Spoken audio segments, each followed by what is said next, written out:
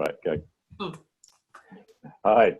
So, hello. what- so what I want to work through today is about work patterns and how work patterns are changing. Because one of the big discussions that's taking place all the time is actually most companies only expect 40% of people to come back to the workplace. Yeah. And actually, will we get them back? Number one question. But actually, most companies have actually adapted easier to working remotely than they expected. So the chances are that's going to carry on that trend. People are going to work probably 2 days at least more from home, even if you get people back for 3 days. But that's going to change all the work patterns that go, which then has ramifications on not just onto obviously hospitality and how that impacts, and that has some pretty severe effects, but actually onto localism, but actually onto society, onto how actually people are going to live their lives, how people are going to work when they go away, and where they can work from. That will change as well. But also, how do we help the development of the young? Because there's going to be less banter and less team within offices. So the whole thing is up in the air. And actually, then the final bit is obviously how do cities change? Because you're going to have a whole load of space that's just not being used, which could be quite an exciting opportunity for cities as well. Agreed. Is that enough to talk about? Well, we've got half an hour. Let's give it a go. Okay, your views. Where do you want to kick off? Well, you're saying, the change in working patterns. Absolutely. I do think that people are viewing work in a totally different way. We've known for a long time that work hasn't always been good for people, that there's been a lot of stress and mental health. And I think they're able to, with the way that work has changed, really reassess what work means for them and to them, and how they can make it fit around their lives better rather than their lives not fitting around their work. I think that's right. But I mean, actually what we're seeing at the moment is actually a lot of the hotels in Cornwall and the coastal regions are talking about great bookings and a resurgence, and a bit of a mini boom happening as they're getting it. At the same time, we can see in the city that hotels aren't thinking about opening till September at best. At best. And as I broke it to you earlier, Cornwall is somewhere I'm heading because it does make sense. You can book a cottage and you can work during the day, and the afternoons you have a change of scenery. So I think people are looking at how they can fit more into their days, because I do think they have more disposable time that isn't being taken up with congestion and travel and stress and anxiety that's related to those parts of work. They can be effective when they need to be, but then they can also have the quality of life piece as well. Okay, so let's run this forward, okay? Get all that, understand all that, and just say, for sake of argument, that 60% of people don't want to carry on working remotely and go into the office maybe 1-2 days a week. Yeah. Yep. Right, so how does that impact on the major cities and the centres? How does that impact on conference centres and events? And how does that impact on the young? Because actually one of the interesting pieces that's come out recently is that companies are asking the young to go back to the office, but the senior people aren't going back to the office. That ain't going to work, is it? No, good luck with that. So how is this all going to impact? I mean, that's the point. So how do you see city centres changing as we go forward? Well, city centres are going to have to do a lot of things to get people back. It's not only about risk and trust and all those things. I think city centres have just been the expected. They've just been the norm. It's just where you go to work. But now they don't have that niche anymore. Now they have to bring something else. They have to be something else. They have to offer something else to get people back. And I do think that city centres are going to have to become more mixed use than what they have been. It's been very business sterile. You go there, you work, you have drinks after work type thing, you leave. They have to create a reason to dwell and a reason to visit, which has to be more than just the place that you work. Buildings are going to also have to reimagine themselves. There is no way that Canary Wharf, in my opinion, is going to ever exist the way it has. You're not going to have 7,000 people in an office block anymore. And even if you are working 2 to 3 days in a city centre, your business is going to have to adapt. So you're going to need less space. So what are we going to do with that space is the question. What are office blocks going to do? Are we looking at mixed use where you've got residential on the top 5 floors and business on the bottom 3? they really are going to have to think differently. But I know that that has worked really effectively in other countries around the world. I mentioned earlier, by pure accident, we landed up in Toronto on the way to Cuba and Mexico, and got stuck. How do you end up in Toronto on the way to Cuba? Oh God, it was exhausting. So no one told me that we needed a transit visa to fly through Canada to go. I don't need to know. I don't need to know. Anyway, I got to drive in a limousine, a typical Canadian limousine, stretch limo, which was hysterical. But it gave us a day in Toronto, which was not on the schedule. But going into the middle of the city, I was expecting it to be totally dead because it was a weekday.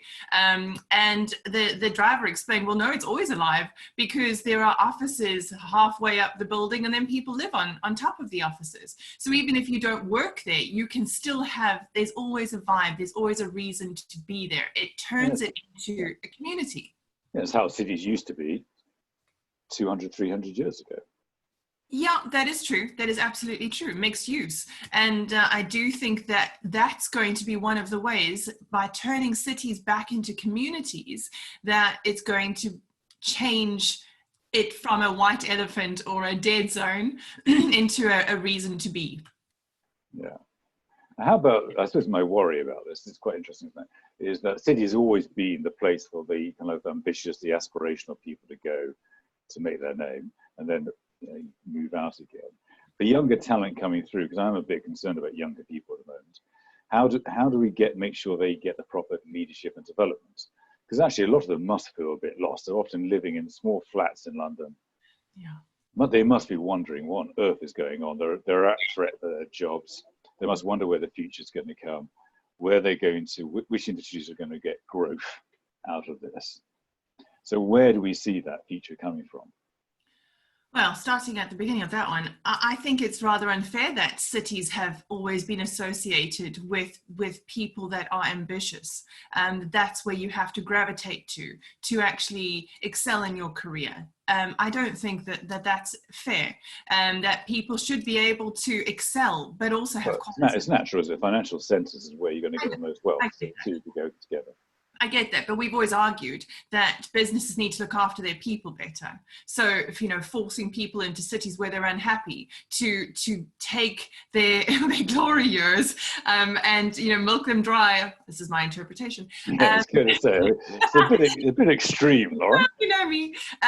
So that I don't think has always been right. But I agree with you. Talent and young people. My heart really reaches out because they are in a difficult spot, and they do need that hope. They need to be able to be assured that there is a future there. It doesn't mean that because the city is dead, their opportunity of being someone and progressing in life and being successful dies with it. It isn't that way. And if we look at cities differently and we reimagine them, then we're obviously going to be giving talent hope that it doesn't matter if you're not working in the centre of Manchester or London. You can still be very successful outside of. And maybe then again, businesses look at talent differently. We've seen that if some of the areas outside of London, you can get a really good competitive wage for living and working there in comparison to working in central London. So maybe that's all going to change now. But that's what I'm saying. Maybe that will change, that then you're able to work in outskirt areas but still earn a decent wage and still be successful. It's not directly associated with being in let's turn this on its head, okay? Let's assume that cities need to get going again. They do? Well, they do. Yeah. Now, one of the things we know is that 60% of entrepreneurs who are setting up are aged between 40 and 60, yes. Which isn't the image of the entrepreneur. The entrepreneur is always viewed as 20-something go-getter, yeah? A bit like the double Dutch girls we interviewed yesterday. Yes, and you have 40-year-old something go-getters too. Absolutely. And 60-year-old, late 60-year-old, exactly. Absolutely. But the point is, the question is whether entrepreneurs are setting up between 40 and 60 because it's actually getting harder to reach a director role than it was 20 years ago. So we know that actually becoming a director has gone back 10 years. It's now the average age is around 45. and becoming a chief exec, the average age is around 58 to Yeah. 60. When actually 10 years ago, 15 years ago, the average age was 50. So everything's gone back, which is probably explains why people are opting out, saying this is taking too long.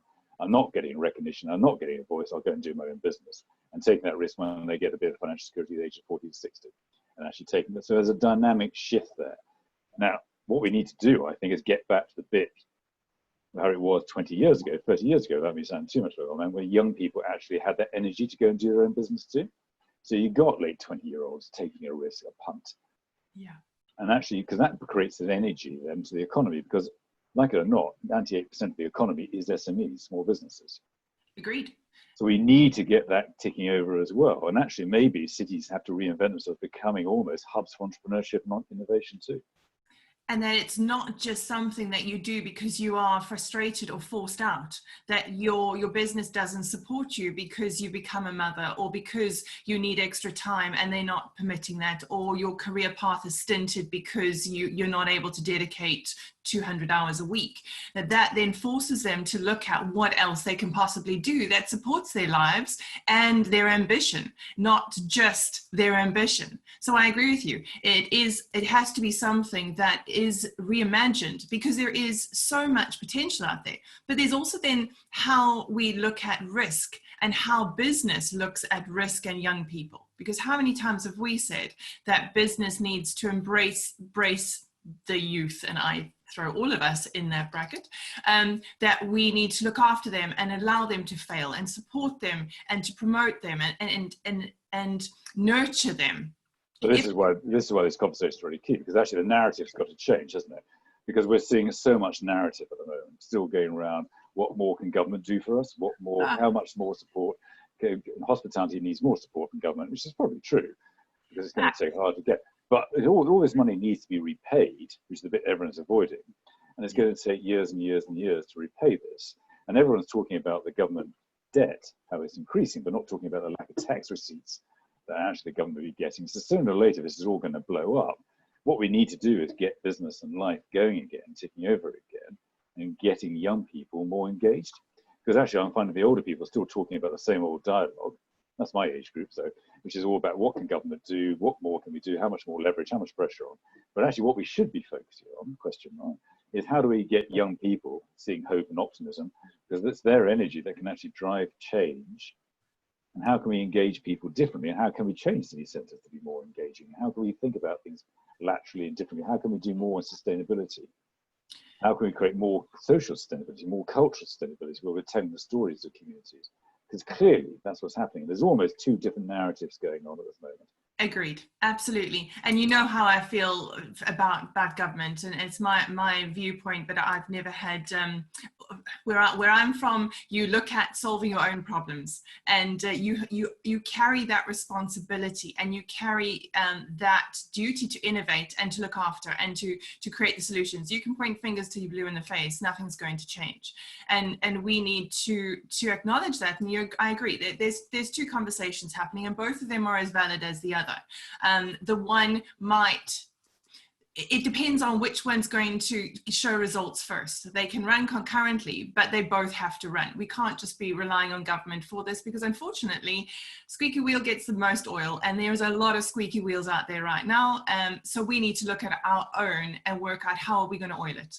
What are we going to do that's going to create that change? How is business going to help create that change? Because I think business has also got a responsibility to their people. And I know it's tough times, and there's lots of redundancies. And we mentioned the other day about, how you can still keep that bridge with talent. You can still give them hope.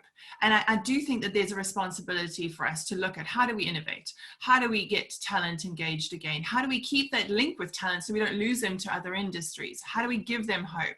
How do we look at cities? How do we look at work?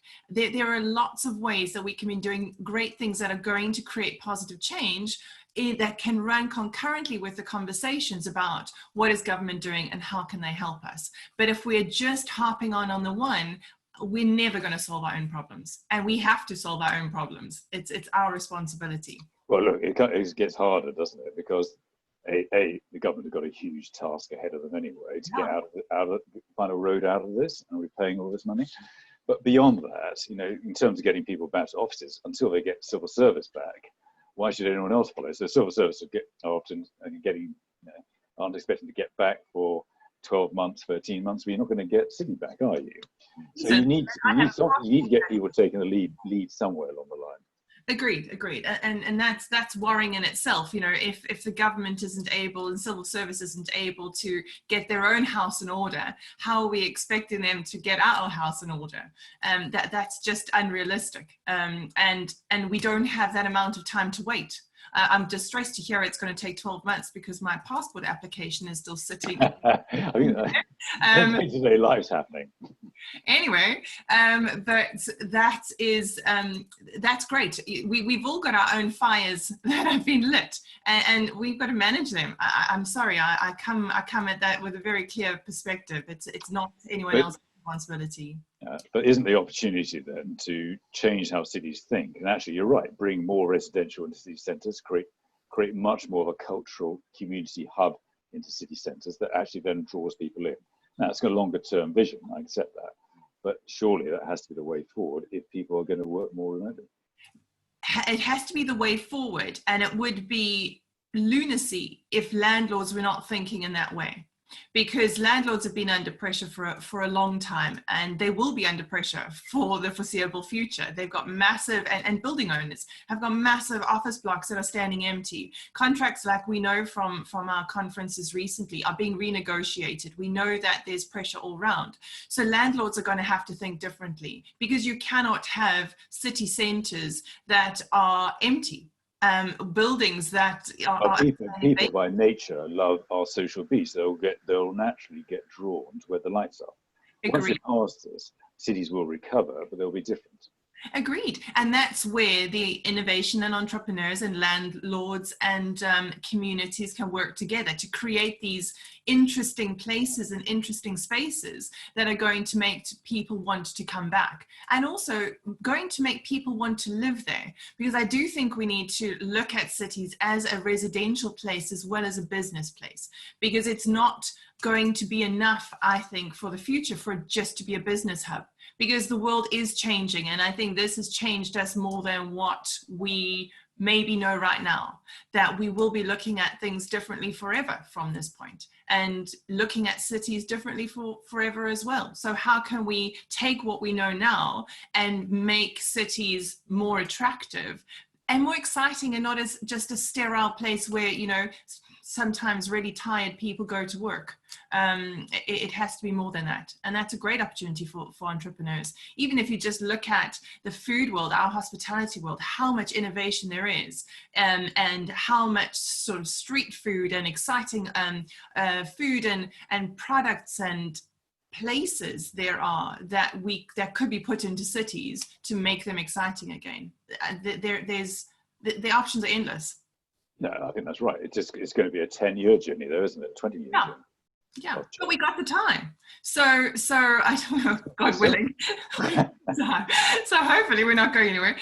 But that it is going to be a slow burn. But what's the alternative? That the buildings stand there and crumble, that the city goes into sort of, exactly. But that's why these conversations are so important, isn't it? Because, if you go back to the beginning of the year, if you said to people, work patterns are going to change radically during the course of this year, that city centres are going to have to change radically as a result as well, and that there are going to be a lot of businesses that are actually going to be left for dust. Yeah, no one would have believed it would have been horrifying to everybody. I think it's amazing how everyone's coped so far, and credit with the government for the support they've given people. Yeah, absolutely. They've actually, like it or not, whether you think it's been enough or not, they've given everyone breathing space to plan and adapt. There's no excuse for no model not to have adapted and changed as we come out. Yeah. Now I think it's for business and everyone to try and put their own plans into place to create that change of action. And if you look at how other governments across the world have responded to this, I think we have been extortionately lucky at how ours have supported us, because I know there have been a lot of situations where the government hasn't been able to step in, and it's been a no work, no pay type situation, or a good luck. So the fact that they've done and given so much is mind-blowing. And that's why I also think, you know, it is our responsibility. They've helped us a heck of a lot, or maybe as much as they can. So it's now our duty to go, thanks for that. Okay, we'll take it on from here and do our best. Okay, so let's still take it on. I'm going to go back to young people again. I think city centres, we basically agree what has to happen there. Yeah. How does this affect young people and how people think? Will they become even more silo than they have been? Because people need to work as teams. I mean, although everyone keeps talking about how social media has changed things, people like to be part of community. We've seen that. So how is that impacting young people going to companies? Well, I know from my small pond of young people that I still mix with is that that it's a really, really, really tough time for them right now. They are making decisions they never ever thought they would have to make, and it's a survival. It's how am I going to pay my rent, and I need to do whatever it is that I can to pay that rent. So I think that again, it goes back for me on the conversation of hope. We have to try and continue to give them hope, something that they realize that okay, hospitality is still vibrant and still around. Maybe they're working at Amazon or delivering groceries right now, but that isn't their future. That's a hiatus. This is, we as business are working really hard to get this back, and it's coming. And I think that's the narrative, because it's not asking companies to do anything dramatic, but it's how you create a narrative that actually, as a company, I would trade with you if you start up your own business. It is because actually one of the real blockers, I think, of where a lot of the problems are coming. I understand the need for process and purchase orders and preferred suppliers and supply lists and all that, but actually it's also discouraging of young business trying to get going because they're just constantly hitting blockers. We've got to free that up to actually allow people who are now losing their jobs to have hope that they can build a career and a life. Because without that, you're not going to get the economy ticking over as it needs to. We've got to free things up a bit. And as we know, adversity creates innovation. So you're going to have lots of young people who have got redundancy packages or are now looking at their lives in a totally different way and saying, well, what can I do for myself? How can I create a sustainable future for my family that relies on me, not on anybody else? And I agree with you. Business is going to have to look at things possibly in a two-stream way. And like we spoke with the Double Dutch ladies, how often really small businesses are expected to play and pay the same way that big businesses. And that just isn't feasible for them. And that the timelines aren't feasible because unfortunately when you're small, money burns a lot faster than it does when you're big. And when you're small, you need that support that big companies, it's old hat for them. You also can't pay the rebates. You need the help with space and advice. And there has to, in my mind, be and we've said this for so many years, there has to be, in my mind, be a two-stream process where the big boys of the world, that they carry on over there, but the innovators and the ones that need that extra support and need a break, they need to be able to be given that little bit extra, that little bit more rope. Because it comes down to leadership, isn't it? Because everyone's going to have to think differently now, more broadly than just their own business. They've got to think about their social responsibility and their community responsibility. Because actually, there's no one who can get through this alone. We do need to make sure that everyone works together to get through this. And I do understand that that's a hard thing to think about when you've got shareholder pressure, when you've got redundancies, when you've got cash flow issues, when you've got all the stuff that's really loud that you have to deal with. Thinking about communities or thinking about your social responsibility or thinking about how is your message or your behaviors impacting on the young, that might not be a squeaky wheel. But okay, I'll be counter. I'm going to, I get that completely, and the argument is the business has got so streamlined. A, because legislation, regulation, all those things have gotten stricter, and understandably so. B, because shareholders are expecting greater returns all the time. You've got to deliver it. But the startups are actually thinking in a broader way. So young people who are doing entrepreneurial business already are actually committing themselves, and they're under pressure with cash flow and everything to think in a more broader way than some of the big businesses. So it is about how everyone embraces a bigger mentality to think about how do we actually work as communities more broadly to get through this. And a lot of those people starting their businesses, they're putting their lives and their families on the line, and they're coming up with the most incredible things. So I agree. I think business has got a duty to support that, because if they have got that passion and that drive to put so much on the line to be innovative or to create something interesting, which is going to have a social impact, or it's going to impact our communities, it's going to create positive change in our cities, then business has got a duty to support that. And it's not actually about money, is it? This is about process. It's about allowing people to compete to deliver a service, and let the service choose. It's behaviors. And we always say that, you know, how you behave and what you say, people will, you can say something 7 times, they might not hear it. You behave in a way once, they will take note. So it's just about how you behave and how you actively are at being a leader. And others will follow. So if you're a business that is striving to create this change, other businesses will see you as an example and follow. And that's the momentum we always say we need. That's what's going to create the change. It's also going to give entrepreneurs hope and think, gosh, maybe it's not such a bad idea to start my business. Look at all these big businesses supporting, and look at all this other opportunity that's there. I mean, the girl said the other day about, you know, government, there's lots of initiatives in government to support entrepreneurialism. EIS and all that goes with it from an investment perspective. So government has given and supports really a lot when it comes to entrepreneurs and innovation, but business has to back that up, and business has to be able to not only and I use this cynically, and it doesn't always apply, but not only use them as a good story when there is no follow through. There has to be follow through when you are looking at and supporting entrepreneurs. You need to, yes, support their story, but also walk the walk. Your behaviors need to support them as well. I think on that note, we'll finish. Thanks as always for the time. Thank you. See you soon. Good to see you.